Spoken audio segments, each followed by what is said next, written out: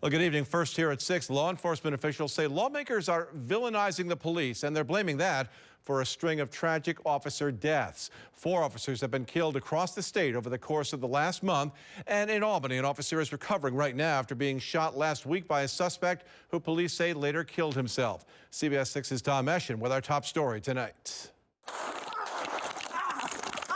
End the open season on police officers. These law enforcement officials say for lawmakers to support police, they want to be heard. On Tuesday, calling on the state legislature to act in one way by giving judges more discretion, like using dangerousness when deciding on bail. I am also urging our lawmakers to take the handcuffs off our judges. According to FBI data, 18 police officers have died in the line of duty by someone committing a felony this year. There were 18 killed at this point last year. This data here shows a spike in this statistic in 2021 at 73, but there's been a decrease in officer deaths year over year. So as law enforcement officials try and push for change, so are social justice organizations, saying citizens need to have their rights and safety prioritized too. It's important to know that most of them are not in the process of creating any kind of violent crime.